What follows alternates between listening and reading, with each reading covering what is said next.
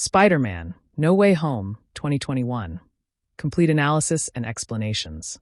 The film opens in the immediate aftermath of Mysterio's revelation, plunging Peter Parker into a crisis of identity that is both public and profoundly personal. His life, and the lives of MJ and Ned, are dismantled by the media frenzy and legal scrutiny, a stark departure from the relatively protected anonymity of his earlier adventures. Peter's initial solution is characteristically impulsive, seeking a magical fix from Dr. Strange for a problem that is, at its core, deeply human and social. This sets the thematic stage, a clash between the simplistic desire to erase problems and the complex reality of dealing with consequences. The spell sequence is a masterclass in comedic tension that swiftly turns to catastrophe. Peter's interruptions are not just plot devices. They reveal his core character trait, an inability to sacrifice his personal connections, even for the greater good, a flaw that will later be inverted into his greatest strength and sacrifice. The arrival of the multiversal villains is not a random event, but a direct consequence of Peter's specific request. Those who know Peter Parker as Spider-Man. This ties their presence directly to the film's central theme of identity and the burdens that come with it. Dr. Strange's role evolves from mentor to antagonist, representing a cold, utilitarian logic. His plan to simply return the villains to their predetermined deaths establishes the film's central moral conflict. Fate versus free will, and the ethical implications of condemning individuals for crimes they have yet to commit in their own timelines. Aunt May's philosophy of helping people becomes the film's moral compass. Her insistence on treating the villains as patients, not prisoners, reframes the entire narrative from a simple superhero battle into a story of radical empathy and restorative justice. The character of Norman Osborn is explored with terrifying depth. Willem Dafoe portrays the Goblin not as a separate entity, but as a violent, persuasive facet of a fractured psyche. This makes his villainy more tragic and the goal of curing him more poignant and dangerous. Otto Octavius serves as the initial proof of concept for Peter's redemption plan. His momentary return to sanity upon hearing the name Peter Parker creates an instant, emotional link across franchises and validates the possibility of saving these men. Electro and Sandman represent different facets of the corrupted individual. Max Dillon's insecurity and desire for power are amplified by his electrical form, while Flint Marko's motivations remain tied to his daughter, providing a more sympathetic, albeit underdeveloped, angle. The Lizard's presence, while minimal, completes the set of classic villains and reinforces the idea that these are beings overcome by external forces or transformations, aligning with the Cure narrative. The initial success in capturing the villains creates a false sense of security. The scene at Happy's apartment is a quiet, character-driven moment where Peter, May, and the captured men exist in a fragile state of hope, which makes the impending betrayal all the more devastating. The Green Goblin's awakening is a brutal subversion. It is a psychological attack as much as a physical one, with the Goblin using Peter's own goodness and May's ideals as weapons against them, whispering that his noble intentions lead to ruin. Aunt May's death is the film's pivotal tragedy. It is the moment where this iteration of Peter truly receives the great power, great responsibility creed, not as an abstract lesson from an uncle, but as a dying wish from the only parental figure left in his life, cementing it in trauma. Peter's descent into rage is a critical character beat. His pursuit of the Goblin is driven by vengeance, a departure from his typical heroism. This darker path illustrates what Spider-Man could become without the moral restraint of his core philosophy. Doctor Strange's containment spell in the mirror dimension symbolizes the ideological rift. Peter trapping Strange is not just a physical act, but a metaphorical rejection of the Sorcerer Supreme's detached, cosmic perspective in favor of a messy, personal mission. At his lowest ebb, Peter is not met by another mentor from his world, but by versions of himself. The introduction of Andrew Garfield and Tobey Maguire's Spider-Man is a narrative and thematic masterstroke, providing empathy born of identical experience. The chemistry between the three Peters is the film's emotional core. Their interactions are filled with shared pain, technical geekery, and a profound understanding that no other character could offer. They are a support group for the uniquely burdened. Andrew Garfield's Peter carries the visible weight of failure and loss. His recounting of his rage after Gwen's death serves as a direct warning to Tom Holland's Peter, showing him the destructive path he is currently on and where it leads. Tobey Maguire's Peter embodies a hard-won peace and wisdom. He is the embodiment of perseverance, showing that a life of sacrifice can still lead to stability and quiet happiness, serving as an aspirational figure for the younger two. The collaborative science montage is a celebration of their shared intellect and resilience. It visually represents the theme of legacy and shared knowledge across generations, turning a lonely pursuit into a communal, brilliant effort.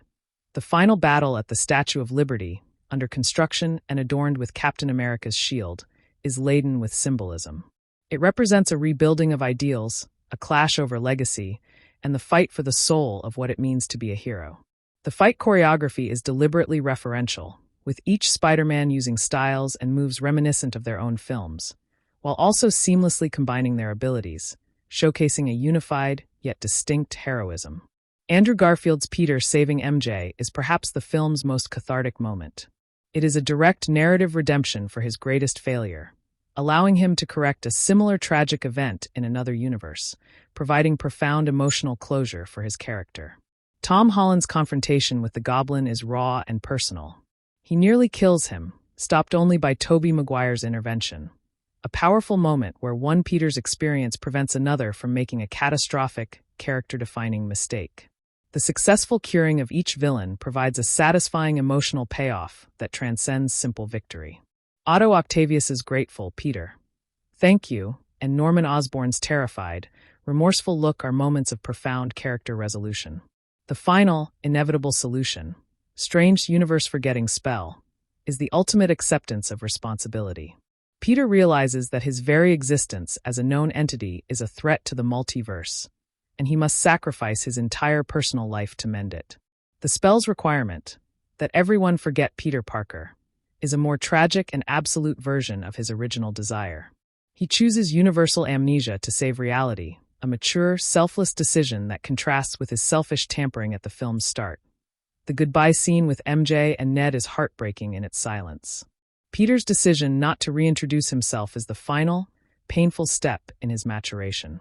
He protects them by abandoning his own happiness, embracing a loneliness that defines the classic Spider-Man mythos. The final montage is a rebirth. In a small, sparse apartment, sewing his own suit, this Peter Parker is no longer the Avenger, the protege of Iron Man, or the famous hero. He has become the friendly neighborhood Spider-Man in its purest, most essential form. The theme of identity is thus fully realized. Spider-Man is no longer a dual identity. It is his only identity. Peter Parker, as known to the world, is erased. The man who remains is the hero, a sacrifice that finally and fully embodies the mantra he now lives by. The film's narrative structure serves as a trilogy capper for Tom Holland's origin story. It transitions him from a hero in a connected universe to a solitary figure, effectively rebooting the character within the MCU while maintaining continuity. The incorporation of the multiverse is thematically functional, not just a gimmick. It allows for a meta-commentary on the character's enduring legacy across 2 decades of cinema, exploring the common threads that define Spider-Man across different interpretations. The moral argument for curing the villains, rather than sending them back to die, presents a more progressive superhero ethos. It champions rehabilitation over fatalistic punishment, suggesting that no one is beyond saving if the root cause is addressed. The film also explores the burden of guilt. Each Peter carries profound losses: Uncle Ben, Gwen Stacy, Aunt May, and the shared trauma bonds them. The story argues that while guilt can be corrosive, it can also be the foundation of one's moral compass. From a meta perspective, the film acts as a narrative reconciliation for previous Spider-Man franchises, particularly The Amazing Spider-Man 2, providing fans and the character of Andrew Garfield's Peter with a sense of closure that those films lacked. The dynamic between the 3 Spideys highlights their differences. Tobey's organic webbing symbolizes his more biological, instinctual connection to his powers. Andrew's mechanical web shooters reflect his intellectual, engineered approach.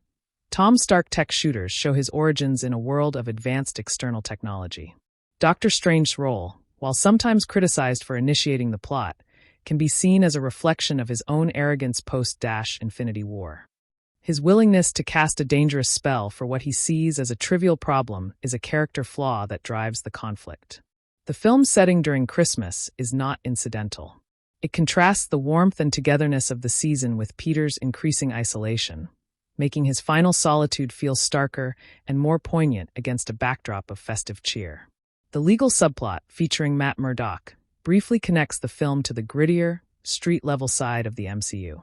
It reinforces the idea that Peter's problems exist in a real world with legal consequences, before the plot escalates to multiversal stakes. Jonah Jameson's role, carried over from the previous film, bridges the Raimi universe and the MCU. His sensationalist media attacks underscore the film's critique of a world quick to judge and destroy a hero based on incomplete information. The concept of fixed points in time, borrowed from Doctor Strange lore, is central to the ethical dilemma. Are the villains' deaths truly fixed, or can compassion alter destiny? The film argues powerfully for the latter, for the possibility of change. The visual design of the villains updates their classic looks while respecting their origins. Electro's energy form becomes more stable and powerful. Goblin's outfit is more tactical, and Doc Ock's arms are seamlessly integrated, showing technological evolution across universes. Peter's intelligence is finally spotlighted independently of Tony Stark. His work on the cures, especially with his variants, proves he is a scientific genius in his own right, a core tenet of the comic book character that the MCU had underplayed until now. The absence of other MCU heroes during a global multiversal crisis is notable. It reinforces the theme that this is Peter's problem to solve, his responsibility, and his journey to adulthood must be undertaken without a safety net. The score incorporates themes from the previous Spider-Man film franchises, particularly during the arrivals of the alternate Peters and in key emotional moments. This musical nostalgia deepens the film's emotional resonance and sense of legacy. The film's humor is carefully balanced against its dark themes. The levity often comes from the fish-out-of-water dynamics of the villains or the camaraderie between the Peters, preventing the heavy subject matter from becoming overwhelming. May's death resonates because it subverts the Frigging trope. Her death is not just a motivator for Peter. It is the direct result of her own active moral choices. She dies for her principles, making her a heroic figure in her own right. The reconciliation between the concept of the greater good and personal responsibility is achieved by the end. Peter learns that sometimes the greater good is the personal, difficult choice, sacrificing his own happiness to save both the multiverse and his friends. The final swing in the new homemade suit is a visual and symbolic return to the character's roots. It is stripped of corporate branding or advanced technology, representing a hero defined purely by his will and his responsibility to others. In essence, Spider-Man: No Way Home is a film about integration. It integrates multiple franchise legacies, integrates the lesson of responsibility with profound personal cost, and integrates the scattered identity of Tom Holland's Peter into a cohesive, definitive Spider-Man. It uses the multiverse not just for spectacle, but to look inward, examining the immutable core of one of pop culture's most enduring heroes. The film posits that what makes Spider-Man is not the specifics of his origin, but his continual choice, in the face of unbearable loss, to get back up and keep helping others. That is the timeless, multiversal constant. The decision to cure these displaced antagonists stems from a moral awakening influenced by Aunt May's steadfast compassion. Peter transitions from seeing them as interdimensional criminals to recognizing them as damaged individuals deserving of empathy and healing. This philosophical shift creates the central conflict with Doctor Strange's more pragmatic and detached worldview. The narrative insists that true heroism involves offering redemption, not merely delivering punishment. Each villain embodies a different form of tragedy, from technological fusion to military experimentation gone awry. Their collective presence forces Peter to confront the ethical complexities of power and second chances.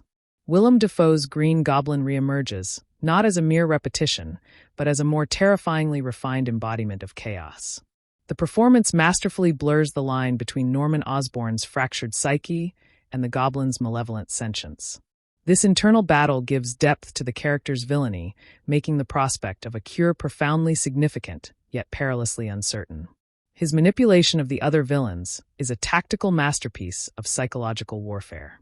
The Goblin understands the inherent fears and desires of his allies, exploiting them to dismantle Peter's fragile alliance and optimistic plan with devastating efficiency. Otto Octavius serves as the initial beacon of hope for Peter's ambitious rehabilitation project. The moment of recognition when he hears Peter's name bridges two distinct cinematic eras with immediate emotional weight. His mechanical arms represent a corrupted version of his own scientific ambition, now momentarily subdued by nanotechnology. This successful neutralization provides a crucial proof of concept that fuels Peter's determination to pursue a path of salvation for all. His eventual return to nobility showcases the potential waiting beneath the surface of these corrupted men, a core humanity that can be restored. The other antagonists like Electro and Sandman present differing challenges that are rooted in their unique origins and motivations. Max Dillon's journey from overlooked nobody to volatile powerhouse speaks to a deep-seated craving for recognition and respect. Flint Marco's ongoing struggle is primarily paternal. His Sandy form a tragic obstacle to reuniting with his daughter. The lizard represents the pure loss of human intellect to primal reptilian instinct. Each case requires a tailored scientific and empathetic approach, highlighting the nuance needed in this mission of redemption. Aunt May's role evolves dramatically from a peripheral comedic figure into the absolute moral heart of the entire narrative. Her unwavering belief in helping those in need provides the ethical framework for Peter's actions. Her death at the hands of the Green Goblin is the film's devastating turning point, serving as the traumatic catalyst for Peter's final maturation. The delivery of the iconic "Great Responsibility" line through her is a poignant passing of the torch. This moment forever links the lesson not to a distant uncle, but to a beloved aunt he failed to protect. Peter's subsequent rage and pursuit of vengeance represent his greatest moral test, abandoning the very principles May died upholding. This descent into darkness is a raw and believable reaction to unbearable loss and personal guilt. His intention to send the villains back to their doom is a direct repudiation of his earlier idealism. This pivotal crossroads illustrates how grief can corrupt noble intentions into a desire for punitive justice. It is a necessary low point that makes the eventual intervention and guidance from his alternate selves so profoundly meaningful. The arrival of Andrew Garfield and Tobey Maguire's Spider-Man is a narrative miracle, transforming fan service into essential emotional therapy. These are not mere cameos, but fully realized mentors who provide empathy born of identical experience. Their introduction shifts the tone from one of despair to one of shared burden and collective understanding. The immediate camaraderie and technical collaboration between the three Peters validate a lifetime of lonely struggle. This universe-spanning support group offers a unique solace that no other character in the MCU could possibly provide. Andrew Garfield's portrayal carries the visible weight of his character's tragic history, particularly the loss of Gwen Stacy. His vulnerability and residual guilt offer a cautionary mirror to Tom Holland's Peter's current path of anger. The chance to save MJ in this universe becomes a cathartic moment of redemption for his greatest failure. This act provides a measure of narrative closure that his own film series never afforded him. His emotional openness and humor contrast beautifully with the other Peters, adding a layer of poignant resilience to the trio. Tobey Maguire's Spider-Man embodies the hard-won wisdom of a veteran who has navigated tragedy and found a measure of peace. His calm demeanor and physical stopping of Tom Holland's killing blow serve as a direct intervention from experience. He represents the potential for a balanced life where responsibility and personal happiness can coexist. His subtle references to his own battles and marriage to Mary Jane ground the character in a continued journey. This older Peter acts as the steady anchor for the younger, a living testament to enduring perseverance. The collaborative science montage is a joyous celebration of their shared intellect and identity as brilliant inventors. This sequence visually reinforces the theme of legacy and knowledge being passed across generational lines. The workshop becomes a sanctuary where three isolated geniuses finally find intellectual peers who speak their unique language. Their successful engineering of the cures symbolizes what they can achieve when united by a common compassionate purpose. This partnership stands in stark contrast to the solitary burden each has carried alone in their respective worlds. The final battle at the Statue of Liberty is a masterful convergence of thematic symbolism and spectacular action. The location, a symbol of American ideals under construction, reflects the ongoing rebuilding of Peter's own moral code. The incorporation of Captain America's shield on the monument directly ties this conflict to the broader legacy of heroes in the MCU. The combat choreography brilliantly distinguishes and then blends the fighting styles of the three Spider-Men. This clash is not just about physical victory, but the definitive triumph of their collective philosophy of redemption. Each villain's curing is a distinct emotional beat, providing closure for decades of cinematic history. Otto Octavius's grateful and lucid Peter, "Thank you," resonates with profound gratitude and peace. Norman Osborn's terrified remorse as the goblin recedes reveals the tortured man trapped within. Electro's stabilization allows a moment of awed wonder at his own controlled power. Sandman's reconciliation and the lizard's reversion complete the restorative mission. These moments validate the entire dangerous endeavor, proving that the compassionate path was worth the immense cost. Doctor Strange's role evolves from frustrated authority figure to reluctant ally who acknowledges the validity of Peter's chosen path. His containment in the mirror dimension represents the temporary sidelining of a detached cosmic perspective. Upon his release, he recognizes the efficacy of the Spider-Man solution, even as he deals with the catastrophic consequences. His casting of the final spell is an act of partnership, accepting Peter's monumental sacrifice as the necessary key to stability. This dynamic completes Strange's arc from irritated mentor to respectful peer. The ultimate solution, the universe-forgetting spell, is the most mature and devastating decision Peter Parker makes. He realizes his very identity is the tear in the fabric of reality, and that erasing himself is the only true fix. This is the inverse of his selfish tampering at the film's start, showing his complete transformation. The spell ensures the safety of the multiverse and his friends, but at the cost of his entire existence in their lives. This sacrifice is the purest embodiment of great responsibility, a self-made hero choosing duty over every personal connection. The farewell scene with MJ and Ned is heartbreaking in its quiet restraint and unspoken understanding. Peter's decision not to re-reveal himself is the final painful step in his journey to protect those he loves. He honors their new safety and peace by bearing the burden of loneliness alone. The faint hope in MJ's eyes as she senses something familiar is brutally extinguished by Peter's forced detachment. This moment solidifies his understanding that being Spider-Man sometimes means giving up the person he wants to be. The film's conclusion is a powerful rebirth into the classic Spider-Man mythos, now fully internalized by Tom Holland's character. The sparse apartment, the manually sewn suit, the solitary life, all signify a hero stripped of all external support systems. He is no longer an Avenger, a Stark protege, or a publicly known figure. This is Spider-Man in his most essential friendly neighborhood incarnation, defined solely by responsibility and personal sacrifice. The final swing is thus a beginning, not an end, promising stories rooted in a more grounded and emotionally complex reality. The multiversal mechanism, while a plot device, is deeply intertwined with the film's exploration of legacy and shared experience. It allows a meta-conversation about what defines Spider-Man across different artistic interpretations. The convergence proves that despite varied origins, the core principles of power, guilt, and responsibility are universal constants. This narrative choice celebrates the character's rich history while boldly clearing the slate for a new, more independent future. The film argues that these variants are not contradictions, but complementary facets of the same enduring idea. Narratively, the film serves as a flawless trilogy capper for Tom Holland's origin story, transitioning him from a boy in a connected universe to a man standing alone. It resolves his dependency on Iron Man's technology and legacy by forcing him to build his own identity from the ground up. The story cleverly uses nostalgia not as a crutch, but as a tool to propel its central character toward a more traditional yet freshly realized destiny. This allows the MCU Spider-Man to finally step out of the shadow of his predecessors and mentors. The result is a character poised for stories that are both deeply personal and authentically street-level. The ethical debate between curing and capturing provides substantial thematic weight beyond standard superhero conflict. It questions the narrative inevitability of fate and the moral implications of condemning individuals for actions in alternate timelines. The film posits that true heroism lies in the difficult effort to heal rather than the easy act of banishing. This philosophy of restorative justice presents a more progressive and empathetic vision for the superhero genre.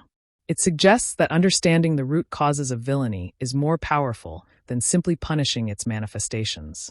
The psychological exploration of grief and trauma binds all characters from the Peters to the villains together in a shared human experience. Each Spider-Man carries the weight of a specific personal loss that fundamentally shaped their heroism. The villains are often portrayed as victims of tragic accidents or flawed experiments that shattered their minds and bodies. The narrative suggests that the line between hero and villain can be a matter of support and circumstance.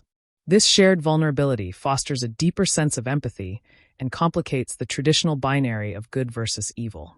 From a production standpoint, the seamless integration of actors from different franchises required meticulous planning and profound respect for each incarnation. The visual effects teams worked to update classic villain designs while maintaining their iconic silhouettes and emotional essence. The script carefully balanced screen time and narrative function to ensure each returning character felt purposeful and authentic. The emotional beats were crafted to serve longtime fans while remaining accessible to newer audiences. This operational achievement is a landmark in managing sprawling intellectual property with integrity. The film's cultural impact stems from its successful execution of a seemingly impossible fan dream transformed into legitimate narrative. It provided a generational touchstone, allowing audiences to process the history of a beloved character over 20 years of cinema. The thematic focus on healing and second chances resonated deeply in a contemporary context. Its box office triumph proved the enduring power of character-driven stories even within spectacular frameworks. The movie redefined what a crossover event could be, prioritizing emotional payoff over mere spectacle. Ultimately, Spider-Man: No Way Home is a thesis statement on the immutable core of its title character.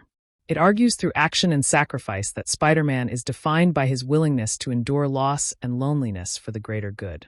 The film uses the expanded scope of the multiverse to ultimately tell a more intimate and personal story about one young man's growth. It satisfyingly closes previous chapters while thrillingly opening a new, more mature and self-determined one. The legacy it honors is not just of past films, but of the timeless heroic ideal that with great power there must always come great responsibility. The multiversal rift serves as more than a plot device. It is a narrative crucible forcing Peter to confront the foundational ethics of heroism. This dimensional instability reveals the inherent danger his exposed identity poses not just to his world, but to the structural integrity of reality itself. The incursion of characters from other cinematic timelines transforms the film into a grand meditation on legacy and consequence. Each arrival from a different universe carries the emotional and narrative weight of their entire cinematic history, enriching the present conflict with layers of pre-existing tragedy. This confluence of past narratives challenges the very notion of a fixed destiny, suggesting that the multiverse is a tapestry of possibilities rather than a set of unchangeable events. Peter's initial desperation for a quick magical fix underscores his youthful desire to evade consequence rather than grapple with its complexities. This pivotal mistake, born from a need to protect his loved ones, ironically becomes the catalyst that exposes them to far greater cosmic dangers. His repeated interruptions of Doctor Strange's spell reveal a fundamental character flaw, an inability to make the hard choice of sacrifice when it is presented as an abstract necessity. This failure of foresight contrasts sharply with the wisdom he gains by the film's conclusion, marking his journey from reactive adolescent to proactive adult. The corrupted spell thus functions as a metaphor for the chaos that ensues when one attempts to edit out life's difficult truths without accepting the accompanying costs. The displaced villains are not random aggressors. They are living echoes of Spider-Man's past failures and moral dilemmas from other realities. Their collective presence creates a unique challenge that cannot be solved through strength alone, demanding a strategic and empathetic response. This grouping forces the MCU's Peter to engage with the darker chapters of the Spider-Man mythos he has not personally experienced, accelerating his education in the role's inherent tragedies. The villain's knowledge of a Spider-Man's identity grants them a psychological edge, turning every confrontation into a battle that is as much about undermining Peter's sense of self as it is about physical domination. This dynamic elevates the conflict beyond a simple brawl into a profound ideological war over the soul of a hero. Doctor Strange's utilitarian approach represents the established, almost bureaucratic, cosmic order of the MCU, where stability often trumps individual mercy. His plan to simply return the villains to their fates highlights a cold logic that prioritizes the integrity of the timeline over the salvation of seemingly condemned souls. This creates a fascinating philosophical schism between the Sorcerer Supreme's duty to the multiverse and Spider-Man's duty to the individual right in front of him.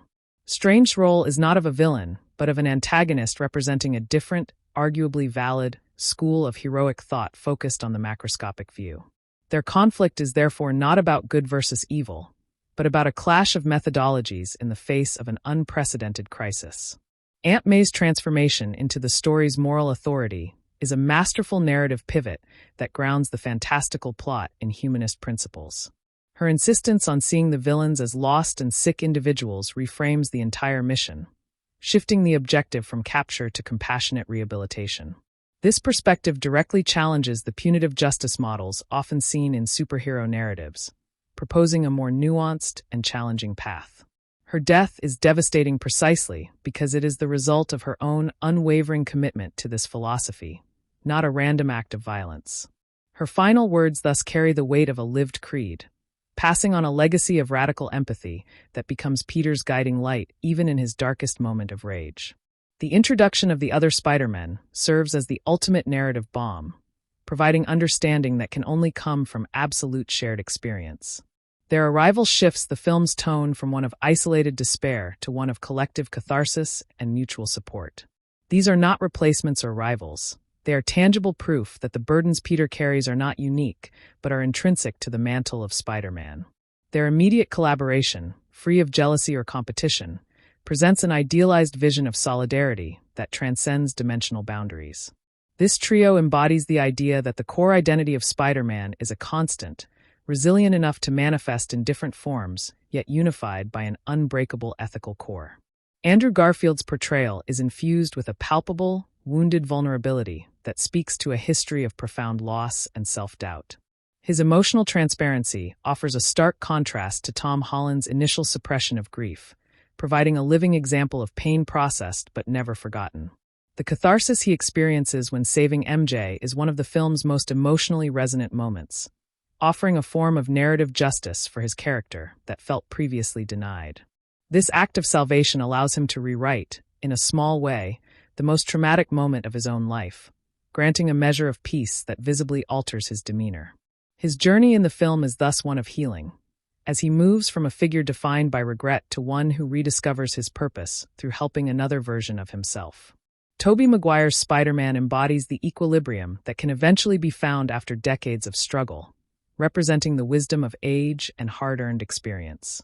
His calm, centered presence acts as a stabilizing force for the more emotionally volatile younger Peters, offering guidance without condescension.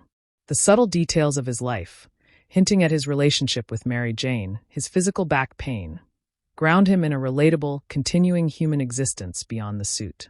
His intervention to stop Tom Holland's Peter from killing the Goblin is a pivotal moment of passed-down wisdom, where the lessons of one generation prevent the catastrophic mistake of the next. He stands as a testament to the possibility of enduring, of building a life alongside the responsibility, rather than being consumed by it. The scientific collaboration between the three Peters is a brilliant narrative device that celebrates the intellect central to Spider-Man's character, often overshadowed by his physical prowess. This sequence visually demonstrates that their greatest power is not their strength or agility, but their collective cognitive genius and inventive spirit. The workshop becomes a sanctuary where their shared identity as scientists and problem-solvers takes precedence, allowing them to connect on a level deeper than their shared trauma. This partnership highlights a frequently underutilized aspect of the hero, that he is as much a thinker and a creator as he is a fighter. Their successful engineering of the cures is a triumph of intellect and compassion, proving that complex problems require innovative, collaborative solutions. The final battles setting at the Statue of Liberty, mid-renovation and incorporating Captain America's shield, is densely packed with symbolic meaning. It represents an American ideal under reconstruction, much like Peter's own perception of heroism being rebuilt from first principles. The inclusion of the shield directly ties Spider-Man's very personal struggle to the broader legacy of heroism within the MCU, suggesting he is now safeguarding that legacy. The chaotic fight across the scaffolding mirrors the precarious and unfinished state of Peter's own life and plans.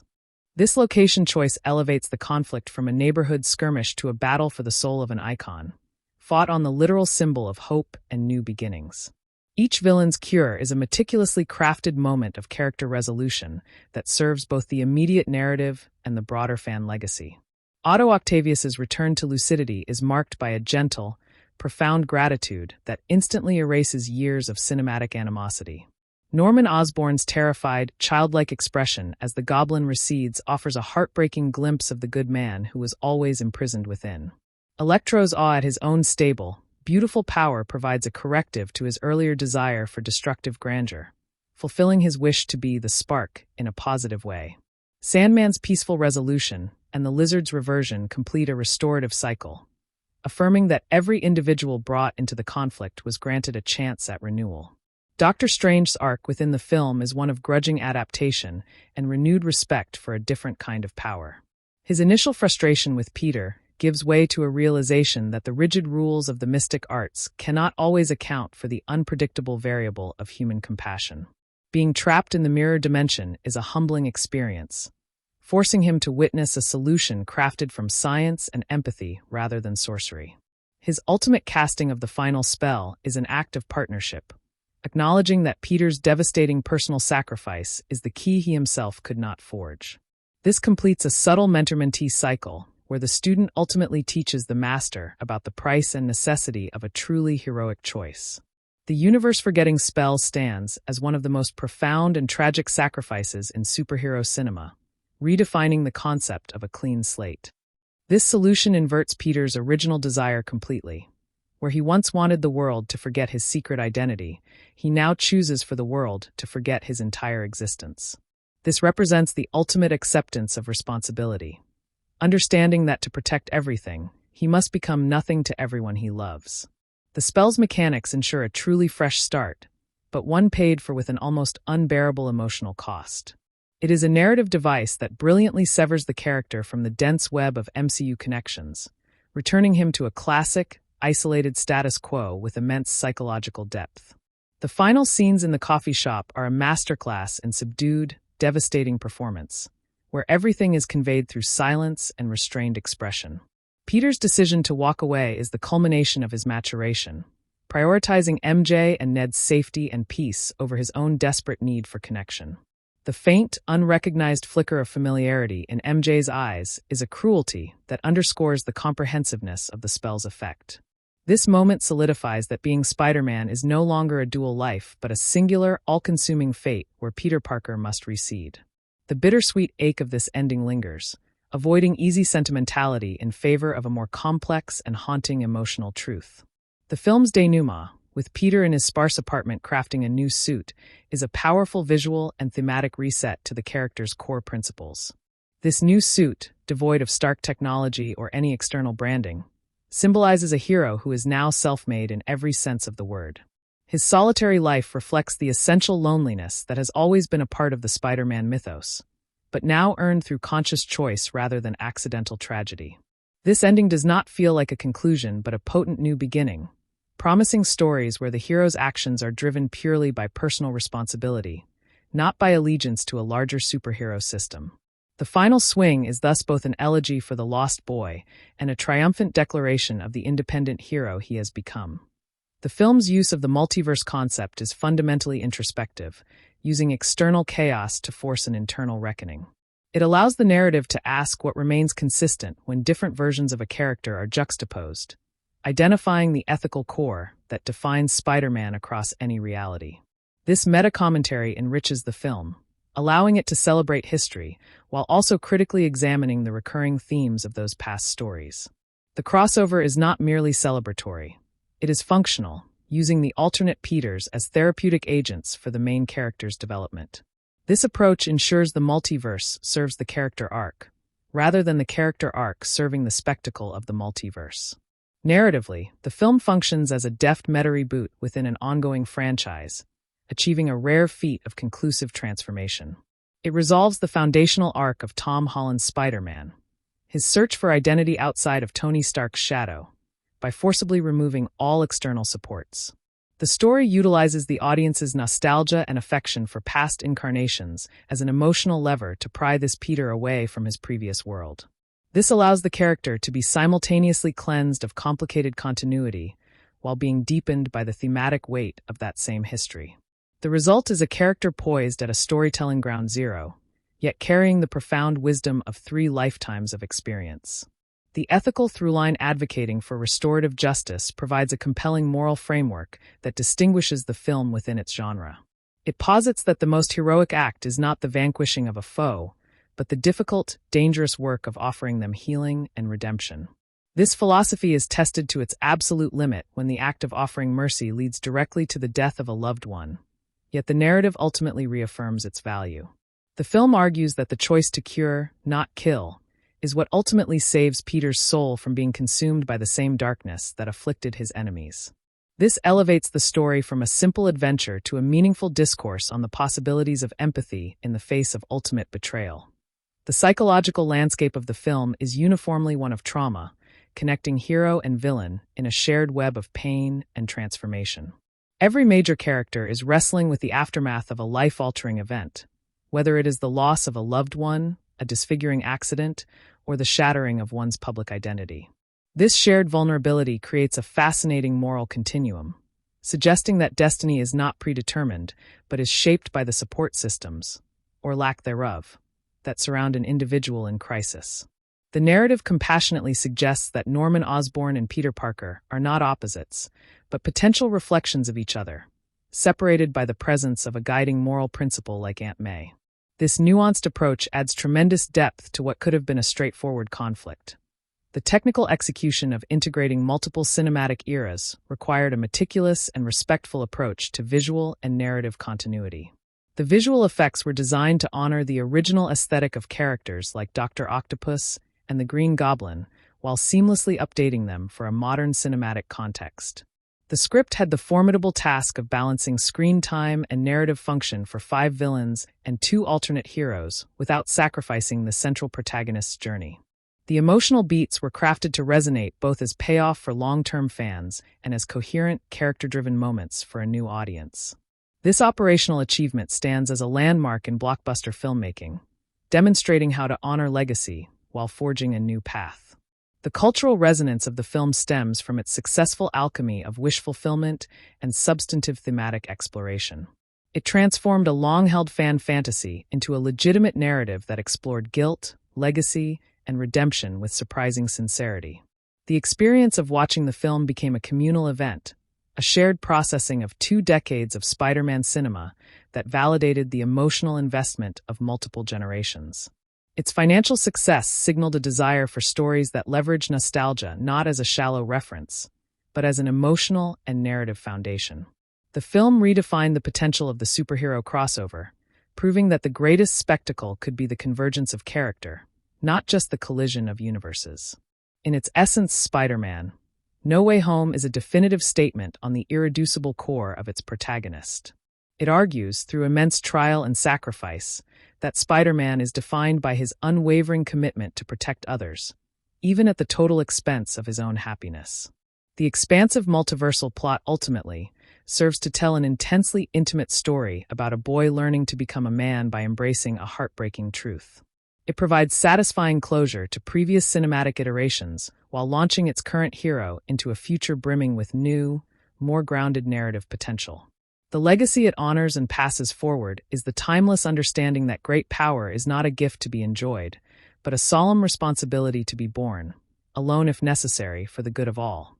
The film's opening act meticulously establishes a profound sense of consequence that has been largely absent from this Spider-Man's previous adventures. The public unmasking dismantles the fragile boundary between Peter's personal life and his superhero duties with devastating efficiency.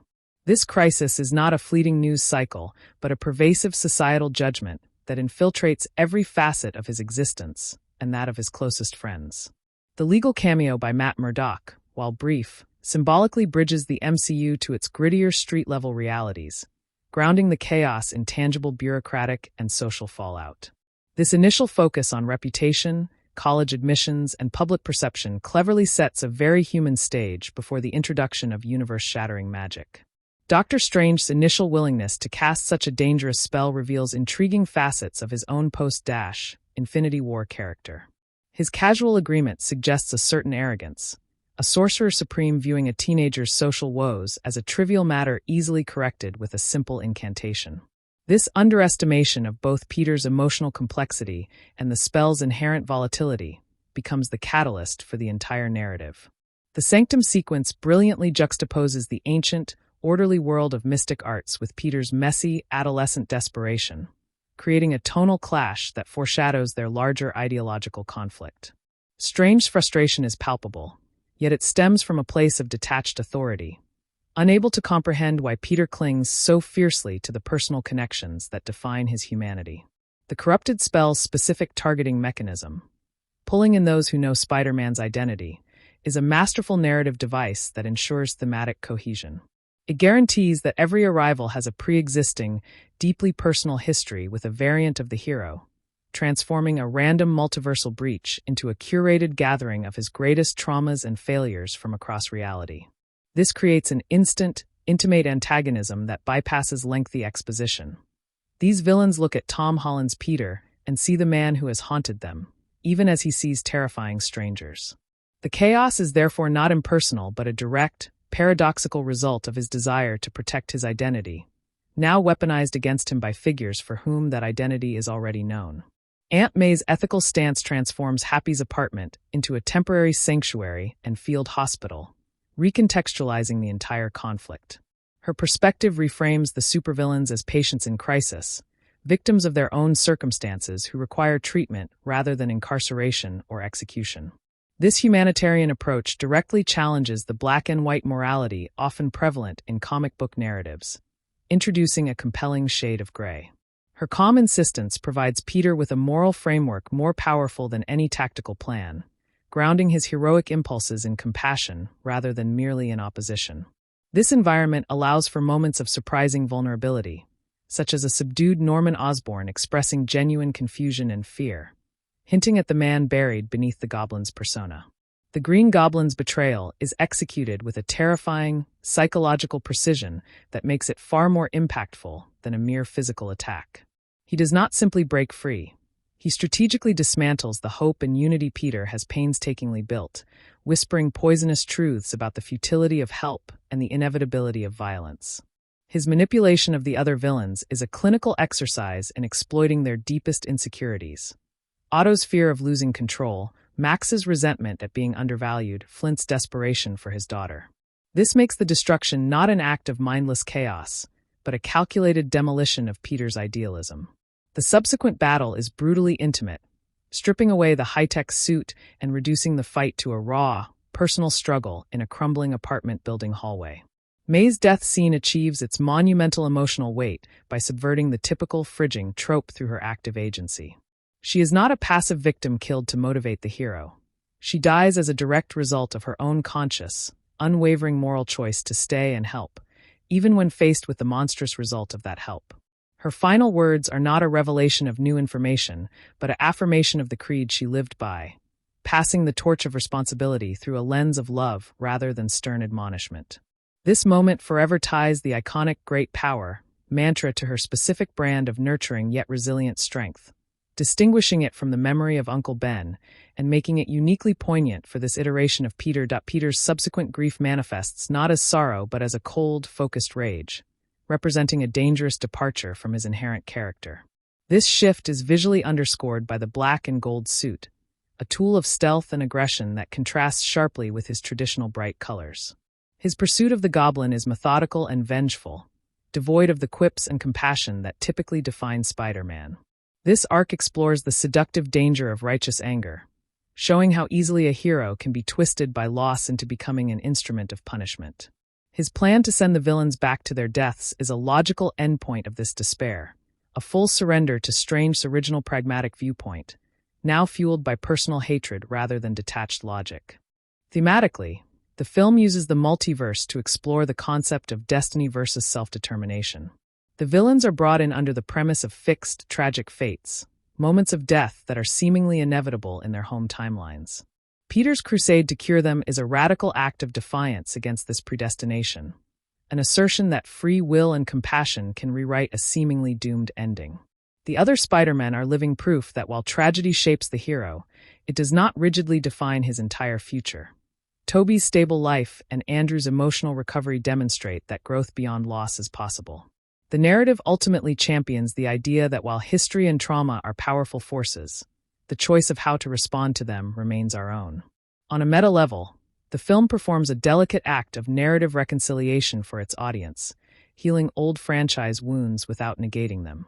It addresses the unresolved grief many fans felt over the curtailed, Amazing Spider-Man series and the perceived missteps of Spider-Man 3. By giving these versions meaningful closure and dignity, it validates the emotional investment in those earlier cinematic journeys. This process allows the MCU's Spider-Man to literally and figuratively converse with his own legacy, learning from it before moving forward unburdened by its specific baggage. The film becomes a conduit for collective nostalgia, channeling it into a story that uses that shared history to fuel a new, forward-looking character definition. The production's greatest achievement lies in its tonal management, balancing immense fan service with genuine, character-driven pathos. The returning actors slip back into their roles with an ease that suggests no time has passed, yet their performances are infused with the gravity of their characters' intervening years. The script ensures that every callback and reference serves the immediate emotional or narrative need of a scene, preventing the film from devolving into a clip show. The direction allows for moments of pure spectacle and quiet intimacy to coexist, understanding that the impact of the former is dependent on the strength of the latter.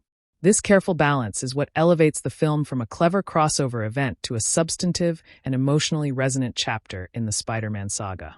In its final assessment, Spider-Man: No Way Home succeeds by using its expansive canvas to tell a profoundly personal story of loss, choice, and identity. It concludes a trilogy by dismantling the world it built, freeing its protagonist from the narrative infrastructure of the wider MCU to stand on his own iconic foundations. The film makes the argument that Spider-Man's essence is not his connection to a superhero community, but his lonely, steadfast commitment to the individual, often thankless, act of doing what is right. It leaves its hero in a place of poignant solitude, yet also of immense potential, having earned the weight of his motto through sacrifice rather than inheritance. The legacy it solidifies is not one of unbroken victory, but of resilient humanity, proving that a hero is defined not by the power they hold, but by the burdens they willingly choose to bear. The public revelation of Peter Parker's identity dismantles the central conceit that has protected every cinematic Spider-Man, forcing him into an unprecedented crisis of exposure. This unmasking transcends personal embarrassment, metastasizing into a legal and social nightmare that threatens the futures of everyone he holds dear. The fallout is depicted with a grounded realism, showing college rejections, media harassment, and public distrust that physical strength cannot overcome. This establishes a profound vulnerability, making the subsequent leap into the mystic arts feel like a desperate grasp at a lifeline rather than a logical next step. The stage is set not for a battle against a supervillain, but for a struggle to reclaim a semblance of normalcy from a world that has turned against him. Doctor Strange's sanctuary, a bastion of ancient order, becomes the unlikely birthplace of cosmic chaos due to Peter's emotionally fraught interruptions. The spell itself is visualized as a complex, delicate construct of mystical energy, its corruption mirroring the fraying of reality's boundaries. Strange's growing irritation is rooted in a wizard's mindset where precise rules govern the universe, a system fundamentally incompatible with Peter's messy, human desire for conditional solutions. This clash between the absolute and the exceptional becomes the film's core philosophical conflict in microcosm. The fracturing of the spell is not just a visual effect but a narrative rupture, breaking open the carefully maintained separation between the MCU's Earth and the broader, untamed multiverse. The selection of multiversal intruders is brilliantly specific, each representing a dark reflection of a Spider-Man's failure or unresolved trauma. Green Goblin embodies the loss of a father figure and the betrayal of mentorship. Dr. Octopus represents the corruption of scientific brilliance and the danger of man-machine fusion. Electro and Sandman are manifestations of the forgotten and the desperate individuals society failed, who then gained power to enact their grievances. The lizard symbolizes the loss of humanity to primal, bestial instinct. Together, they form a rogues gallery of Peter's potential failures, forcing him to confront the possible endpoints of his own path if he succumbs to rage, obsession, or isolation.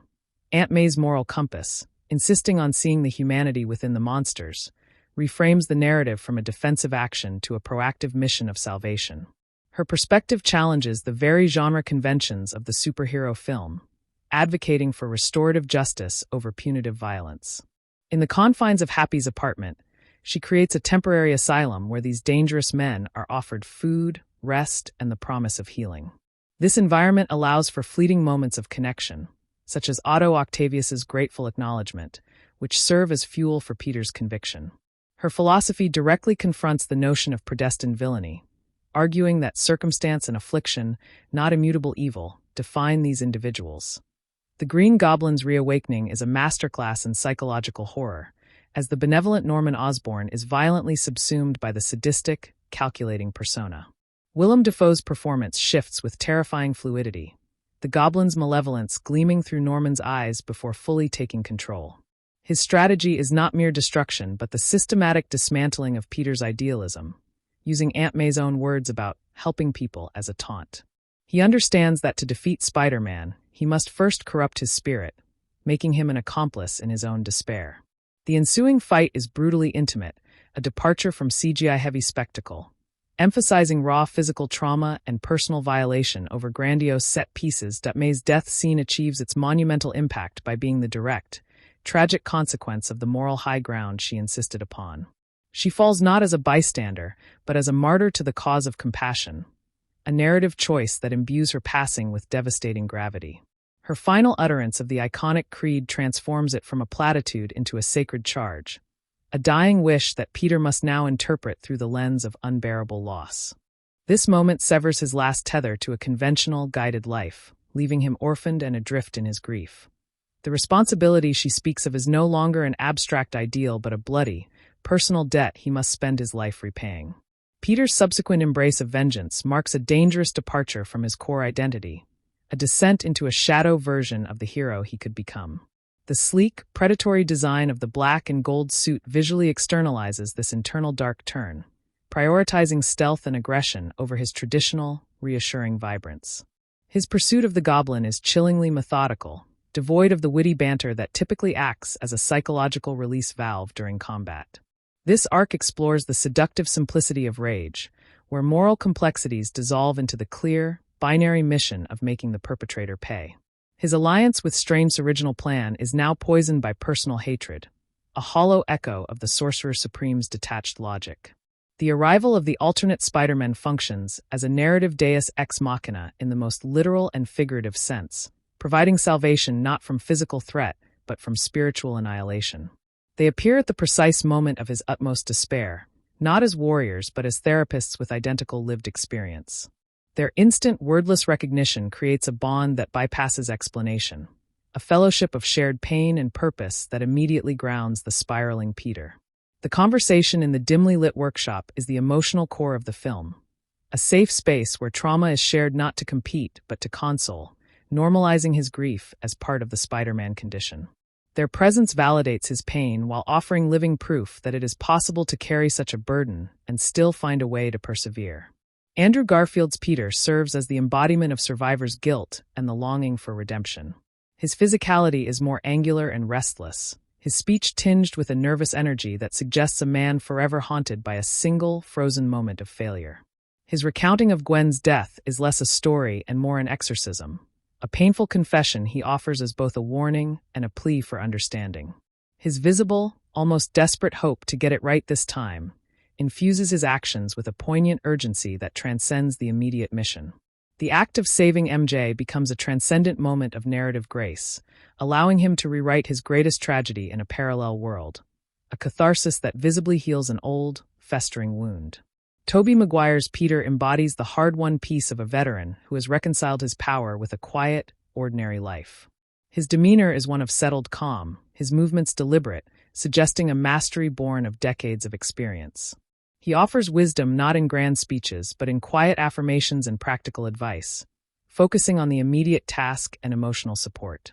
His physical intervention to stop a killing blow is the film's most powerful silent lesson, an act that prevents Tom Holland's Peter from crossing a moral event horizon from which there is no return. He represents the attainable future, a proof of concept that a life of responsibility can coexist with love, stability, and inner peace. The collaborative creation of the cures is a triumphant reclamation of Peter Parker's primary identity as a scientific genius, often overshadowed by his superheroics. This sequence is a symphony of focused intellect, where three brilliant minds converge to solve a problem of biology, physics, and energy dynamics.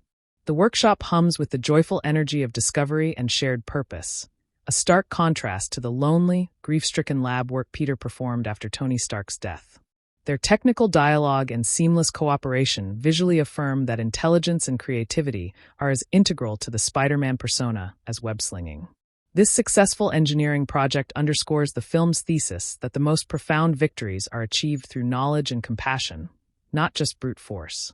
The final battle's architecture is meticulously designed to provide holistic closure, serving as both a strategic engagement and a series of therapeutic confrontations.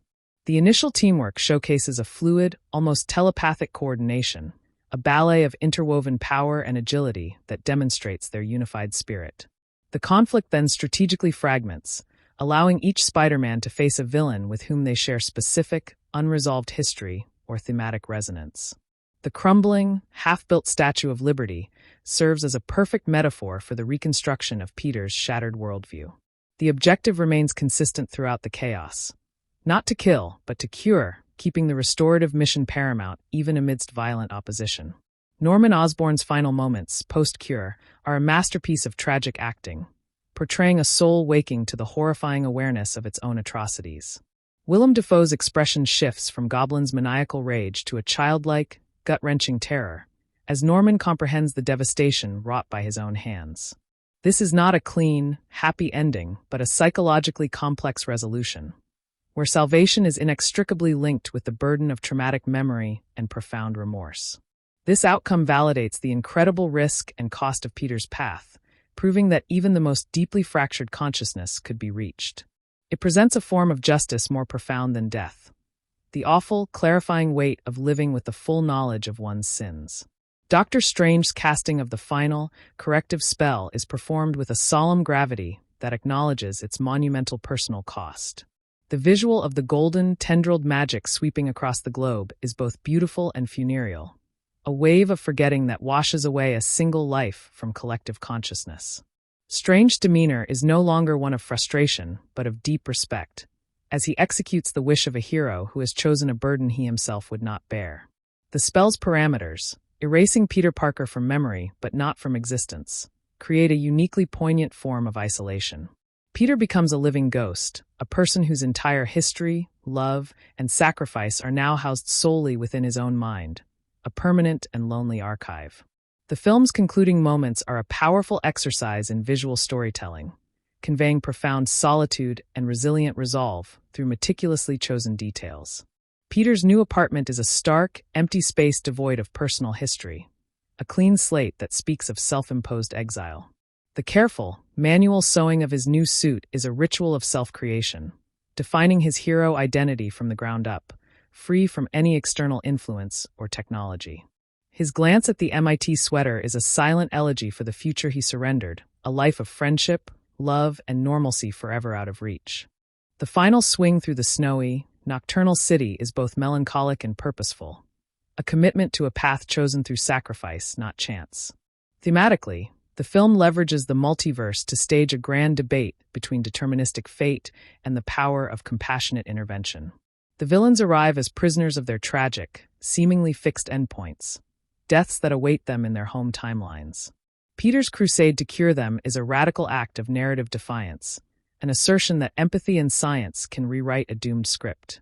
The other Spider-Men serve as evidence that while tragedy is a formative crucible, it does not have to be the final word on a life. Tobey's stability and Andrew's emotional recovery demonstrate that growth and even happiness are possible after loss. The story ultimately champions the human capacity for choice, arguing that our responses to trauma define us more than the trauma itself. On a meta-cinematic level, the film performs a delicate act of emotional reconciliation for the audience, healing long-standing franchise disappointments without resorting to empty nostalgia. It directly addresses the unresolved narratives and abrupt conclusions of previous Spider-Man series, granting their characters a sense of dignity and closure they were previously denied. This process allows the MCU's Spider-Man to literally converse with his own cinematic legacy, absorbing its lessons before decisively stepping out of its shadow. The film becomes a conduit for collective fan memory, transmuting that nostalgia into fuel for a new, forward-looking character definition. It acknowledges the past not to dwell in it, but to use its lessons to build a more self-determined future. The production's crowning achievement is its masterful tonal balance, wedding enormous, crowd-pleasing spectacle with genuine, character-driven pathos. The returning actors inhabit their iconic roles with an effortless grace, yet their performances are deepened by the weight of their characters' unseen years and accumulated scars. The script ensures every callback and Easter egg serves an immediate emotional or narrative purpose, preventing the film from becoming a hollow exercise in reference. John Watts' direction confidently navigates between moments of breathtaking action and scenes of quiet, raw conversation, understanding that the power of the former is dependent on the depth established by the latter. This meticulous equilibrium is what elevates the film from a clever corporate crossover to a substantive and emotionally resonant chapter in an enduring mythos. In its final essence, Spider-Man: No Way Home utilizes its expansive multiversal canvas to tell an intensely intimate story about the price of heroism and the construction of identity. It concludes a trilogy by systematically dismantling the supportive world it built for its protagonist, forcing him to stand alone on the foundational pillars of responsibility and sacrifice. The film posits that Spider-Man's core is not his membership in a superhuman community, but his lonely, steadfast commitment to the individual act of doing good, often without recognition or reward. It leaves its hero in a state of poignant solitude, yet also at a point of immense narrative potential, having earned the weight of his motto through devastating personal choice rather than passive inheritance. The legacy it solidifies is one of resilient humanity, proving that a true hero is defined not by the spectacle of their power, but by the quiet, daily choice to bear its accompanying burdens. The film's opening act masterfully constructs a palpable sense of societal alienation that physical heroics cannot remedy. Peter Parker's identity crisis transcends the personal, evolving into a public spectacle that invades every facet of his and his friends' aspirations. This grounded predicament, focusing on legal entanglements and academic rejection, establishes stakes that feel immediately relatable and urgent. The cameo by Matt Murdock, while functionally expedient, symbolically tethers the impending cosmic chaos to a street-level reality of lawyers and warrants. This careful establishment of a tangible world makes the subsequent leap into the mystical feel like a necessary, if reckless, escalation from a cornered protagonist.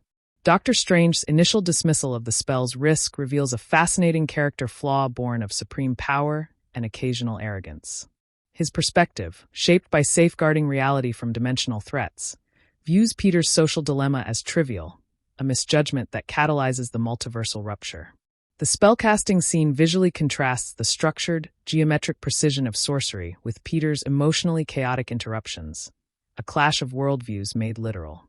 Strange's growing impatience stems from a magician's need for absolute control, a requirement fundamentally at odds with Peter's very human need for conditional exceptions and emotional nuance. This foundational misunderstanding between order and compassion becomes the engine for the entire narrative conflict. The multiversal incursion is brilliantly curated, each arrival representing a distinct failure mode from Spider-Man's rich history of conflict. Green Goblin embodies the corruption of mentorship and the monstrous potential of scientific ambition unchecked by ethics. Dr. Octopus symbolizes the tragic fusion of brilliant mind and technological dependency, a cautionary tale of pride. Electro and Sandman represent societal neglect given devastating physical form, individuals who were overlooked or desperate before their transformations. The Lizard completes the set as a portrait of humanity lost to primal, reptilian instinct. Together, they form a living tribunal of Peter's potential future failures, each a dark path he must understand to avoid. Aunt May's unwavering humanitarianism redefines the crisis, transforming a defensive operation into a proactive mission of medical and moral triage. Her perspective boldly challenges the conventional superhero narrative of neutralization, advocating instead for diagnosis and rehabilitation. Within the temporary haven of Happy's apartment, she establishes a protocol of care, offering food, rest, and the promise of a cure to these dangerous men. This environment fosters critical, fleeting connections, such as Otto Octavius's moment of lucid gratitude, that reinforce Peter's conviction in the path of mercy. Her philosophy directly confronts a fatalistic view of villainy, arguing that these are men afflicted by conditions, not embodiments of pure evil. The Green Goblin's resurgence is a terrifying study in dissociative identity disorder weaponized, with Willem Dafoe portraying the violent usurpation of Norman's psyche with chilling precision. The Goblin's strategy is psychologically astute, aiming to corrupt Spider-Man's spirit by proving his compassion is a fatal weakness. He perverts May's own words, using her creed of help as a taunt to deepen Peter's doubt and rage. The ensuing confrontation is deliberately brutal and intimate, favoring practical stunts and close-quarters violence over digital spectacle to emphasize personal violation. This battle is designed to break Peter's will, not just his body, making the physical damage a reflection of profound spiritual assault. May's death lands with such devastating force because it is the direct, foreseeable consequence of the ethical stand she chose to make. She falls as a casualty of her own principles, a narrative choice that imbues her sacrifice with a terrible, avoidable gravity that pure accident would lack. Her delivery of the iconic line transforms it from a general admonition into a specific, sacred inheritance, a debt bequeathed through love and loss. This moment severs Peter's final connection to a guided civilian life, leaving him truly orphaned and emotionally shipwrecked. The responsibility she names is no longer an abstract ideal to aspire to, but a blood debt he must spend a lifetime repaying through action. Peter's turn toward vengeance is a chilling exploration of how grief can corrode a hero's fundamental morality, twisting protection into punishment.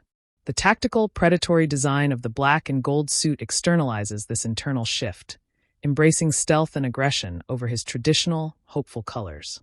His pursuit of the goblin is marked by a grim, focused silence, abandoning the humorous banter that typically serves as psychological armor. This arc delves into the seductive simplicity of retributive justice, where moral gray areas collapse into the clear, burning objective of making the perpetrator suffer. His alignment with Strange's original, pragmatic plan is now hollow, fueled by personal hatred rather than detached cosmic logic. The arrival of the alternate Spider-Men functions as a narrative intervention of unparalleled therapeutic value, providing salvation from a spiritual abyss.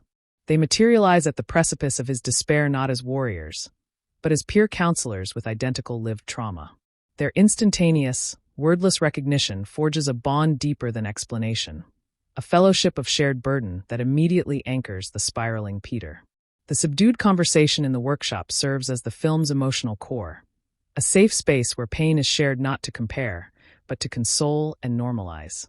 Their presence validates his suffering while offering living proof that it is possible to endure such loss and still find a way to continue forward, not merely as a hero, but as a person.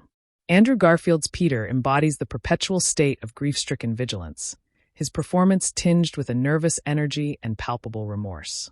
His physicality suggests a man forever braced for the next blow, his speech patterns quick and often self-deprecating. His account of Gwen's death is less a recounted memory and more a traumatic reliving, offered as both a cautionary tale and a plea for empathetic witness. His visible, almost frantic desire to do better this time charges his actions with a redemptive electricity that transcends the immediate battle. The act of saving MJ becomes a moment of transcendent narrative grace, allowing him to symbolically alter the past in a parallel present, providing a cathartic release from a lifetime of guilt. Tobey Maguire's Peter represents the hard-earned equilibrium of a veteran who has integrated his power into a stable, ordinary life. His demeanor is one of settled, gentle authority, his movements economical and assured from decades of experience. He offers guidance not through lectures, but through quiet affirmation, practical troubleshooting, and silent, physical intervention at critical moments. His act of stopping the killing blow is the film's most potent unspoken lesson, preventing a moral catastrophe that would have forever defined his younger counterpart. He stands as tangible proof of a sustainable future, demonstrating that a life of immense responsibility can coexist with love, inner peace, and a continuity of self. The collaborative engineering of the Cures is a triumphant celebration of Peter Parker's most overlooked superpower, his genius-level intellect and inventive creativity. This sequence is a symphony of focused problem-solving, where three brilliant minds synthesize chemistry, nanotechnology, and electrical engineering into elegant solutions. The workshop buzzes with the vibrant energy of intellectual partnership, a stark contrast to the solitary, grief-heavy lab work Peter undertook after Tony Stark's death. Their technical dialogue and seamless cooperation visually codify intelligence as a non-negotiable pillar of the Spider-Man identity across all realities. This scientific triumph underscores the film's thesis that the most lasting victories are achieved through knowledge, innovation, and a commitment to healing. The architecture of the final battle is meticulously crafted to provide holistic narrative and emotional closure, serving as both a strategic engagement and a series of cathartic reckonings. The initial, fluid teamwork showcases a near-telepathic synergy, a dynamic ballet of interwoven power that demonstrates their unified spirit and mutual understanding.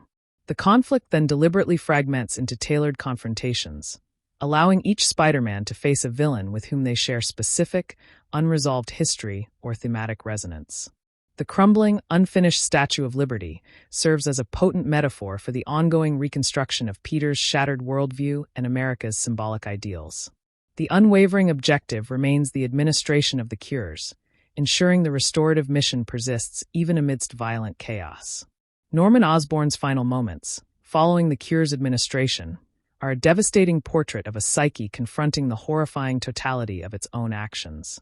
Willem Dafoe's performance shifts from the Goblin's grotesque rage to a shell-shocked, childlike terror, as Norman's consciousness returns to survey the wreckage he authored. This resolution is intentionally psychologically complex, where salvation is inextricably linked to the horrific burden of traumatic memory and profound, incapacitating remorse. This outcome validates the immense risk and personal cost of Peter's chosen path, proving that even the most fractured consciousness retained a kernel of humanity reachable by science and empathy. It presents a form of justice more profound than death, the agonizing, clarifying weight of living with full, unmediated awareness of one's sins. Doctor Strange's execution of the final spell is conducted with a solemn, ceremonial gravity that acknowledges its function as a necessary tragedy. The visual of the golden, recursive magic sweeping across the globe is both awe-inspiring and funereal, a wave of forgetting that washes a single life from the slate of universal memory. Strange's demeanor has evolved from frustration to profound respect, as he becomes the instrument of a sacrifice he intellectually understands but could not personally make. The spell's specific parameters, erasing the memory of Peter Parker, not his existence, create a uniquely poignant ontological paradox. Peter becomes a living ghost, a person whose entire history, love, and sacrifice are now a story only he possesses, a permanent and lonely archive of a life that was, but is no longer remembered. The film's concluding sequence is a masterclass in visual storytelling, conveying profound solitude and steadfast resolve through meticulously curated, quiet details. Peter's new apartment is a stark, minimalist space devoid of personal artifacts, a clean slate that speaks volumes about self-imposed exile and a pared-down existence. The careful, manual stitching of his new suit is a deliberate ritual of self-creation, defining his heroic identity from first principles, independent of any legacy or external technology. His fleeting glance at the MIT sweater is a silent, powerful elegy for the future he willingly surrendered, a life of friendship, academic promise, and love now permanently archived as a road not taken. The final swing through the snow-blanketed, nocturnal city is both melancholic and resolute, a definitive commitment to a path chosen through conscious sacrifice rather than accidental circumstance. Thematically, the film employs the multiverse as a grand narrative arena to debate the tension between deterministic fate and the transformative power of compassionate intervention. The villains arrive as prisoners of their seemingly fixed, tragic endpoints, deaths that loom in their home timelines as inevitable conclusions. Peter's crusade to cure them is a radical act of narrative defiance, a declaration that empathy, science, and will can rewrite a doomed script. The other Spider-Men serve as empirical evidence that while formative tragedy is a universal constant, it does not have to be the final, defining word. Tobey's stability and Andrew's emotional recovery demonstrate that growth, peace, and even happiness are possible in the aftermath of loss. The story ultimately champions the human capacity for choice and redemption, arguing that our responses to trauma define us far more than the trauma itself. On a metacinematic level, the film performs a delicate and heartfelt act of emotional reconciliation for its audience, addressing long-standing franchise wounds with genuine narrative purpose. It thoughtfully engages with the unresolved stories and abrupt conclusions of previous Spider-Man series, granting their characters a dignified sense of closure and continuation they were previously denied. This process allows the MCU's Spider-Man to literally converse with his own cinematic legacy, absorbing its hard-won lessons before decisively stepping out of its long shadow. The film becomes a sophisticated conduit for collective fan memory and nostalgia, transmuting that emotional investment into kinetic fuel for a new, forward-looking character definition. It acknowledges and honors the past not to dwell in it, but to use its accumulated wisdom as a foundation for a more self-determined and mature future.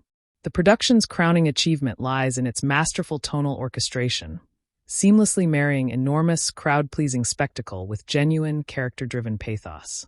The returning actors inhabit their iconic roles with an effortless, lived-in grace, yet their performances are deepened by the implied weight of their characters' unseen years and accumulated scars.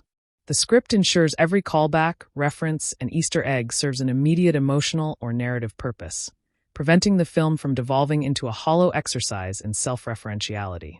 John Watts' direction confidently navigates the vast spectrum between breathtaking, large-scale action and scenes of quiet, raw, conversational intimacy, understanding that the visceral power of the former is wholly dependent on the emotional depth established by the latter.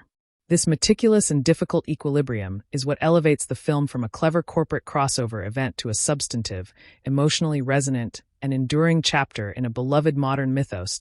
In its final, resonant essence, Spider-Man: No Way Home utilizes its expansive, multiversal canvas to tell an intensely intimate and human story about the profound price of heroism and the deliberate construction of identity.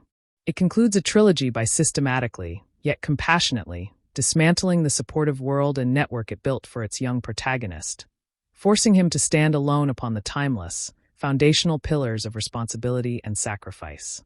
The film posits that Spider-Man's irreducible core is not his membership in a superhuman community or his technological arsenal, but his lonely, steadfast commitment to the individual, often thankless, act of doing good.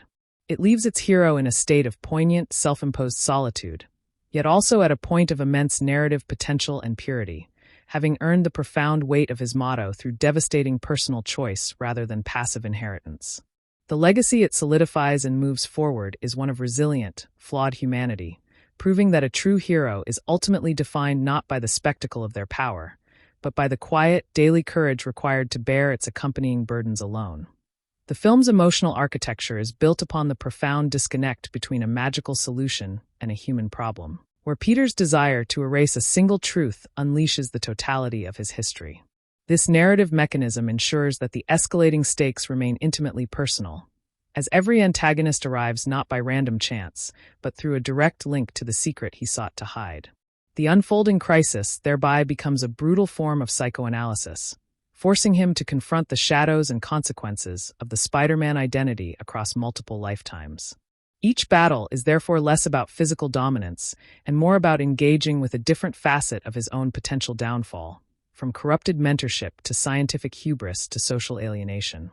The multiverse, in this light, functions as a metaphysical therapist's office, manifesting his deepest fears and failures for him to finally process and overcome. The resolution hinges on a pivotal inversion where Peter must choose to become the author of his own obscurity, transforming from a subject who wanted to be forgotten into an agent who mandates universal amnesia. The film's emotional architecture is built upon the profound disconnect between a magical solution and a human problem, where Peter's desire to erase a single truth unleashes the totality of his history. This narrative mechanism ensures that the escalating stakes remain intimately personal, as every antagonist arrives not by random chance, but through a direct link to the secret he sought to hide. The unfolding crisis thereby becomes a brutal form of psychoanalysis, forcing him to confront the shadows and consequences of the Spider-Man identity across multiple lifetimes. Each battle is therefore less about physical dominance and more about engaging with a different facet of his own potential downfall, from corrupted mentorship to scientific hubris to social alienation. The multiverse, in this light, functions as a metaphysical therapist's office, manifesting his deepest fears and failures for him to finally process and overcome. The resolution hinges on a pivotal inversion where Peter must choose to become the author of his own obscurity, transforming from a subject who wanted to be forgotten into an agent who mandates universal amnesia. This final act of self-erasure is the ultimate expression of control in a situation born from his loss of it, a paradox that defines his maturation. He understands that safeguarding reality requires him to relinquish every connection that defined his place within it, a sacrifice that moves beyond heroism into the realm of mythic tragedy. The spell's success does not restore a previous status quo, but creates a new, more austere universe where Spider-Man exists as a figure wholly untethered from the social fabric. This leaves him in a state of pure embodiment, where the persona is no longer a mask to wear, but the totality of his being, a fate both liberating and devastatingly lonely. Ultimately, the film transcends its genre trappings to explore the essence of legacy, suggesting that true influence is measured not by public recognition, but by the silent, positive impact one has on the world. Peter Parker's greatest victory is that he successfully mends the ruptured multiverse and heals broken men, yet no living soul will ever know he was involved. His legacy becomes a series of anonymous acts: a safer city, cured strangers returning to their worlds, and friends living secure, unburdened lives. The final swing is thus not a celebration of a hero known to all, but a commitment to a perpetual, unseen guardianship where the reward is the work itself. This positions Spider-Man not as a celebrity avenger, but as a foundational, almost elemental force for good, operating from the shadows out of pure, uncompensated responsibility. The crafted cures represent a profound philosophical rebuttal to a fatalistic universe, asserting that scientific empathy can rewrite seemingly immutable tragic endings. This collective project, born from 3 iterations of the same brilliant mind, stands as the narrative's ultimate expression of hope over despair. It proves that the villain's monstrous conditions are not permanent states but treatable afflictions, challenging the comic book trope of irredeemable evil. The successful rehabilitation of each individual validates Aunt May's radical compassion and posthumously justifies her sacrifice, turning her death from a meaningless tragedy into a painful but purposeful catalyst. This scientific triumph reinforces the idea that Peter's greatest power lies not in his strength, but in his intellect and his unwavering belief in the possibility of redemption. The film's conclusion deliberately rejects a return to the familiar, opting instead for a poignant and dramatically rich reset that echoes the character's earliest mythos. Peter's new existence in a sparse apartment, crafting his own suit, is visually and thematically a rebirth into the archetypal Spider-Man of the comics, the lonely, self-made hero. This stark environment symbolizes a life stripped of all support systems and distractions, where his mission becomes his sole focus. The erased relationships, particularly with MJ and Ned, create a fertile narrative void filled with dramatic potential for future stories exploring longing, chance encounters, and the ethics of revisiting a forgotten past. This ending doesn't close his story but opens a new, more classically compelling chapter defined by mature sacrifice and anonymous heroism. On a metatextual level, the film serves as a graceful passing of the torch, allowing previous cinematic eras to conclude with dignity while freeing the current incarnation from the weight of direct comparison. The interactions between the 3 Spider-Men function as a mutual acknowledgement of their shared legacy and unique struggles, validating each interpretation without declaring one superior. This collective catharsis permits the audience to make peace with unfinished narratives, liberating Tom Holland's Peter to evolve without the shadow of what if hanging over his journey. The story cleverly uses nostalgia as a tool for closure, not dependency, ensuring the character's future is built on a foundation of earned wisdom rather than perpetual homage. This strategic narrative maneuver allows Spider-Man to move forward by first making peace with every part of his storied past.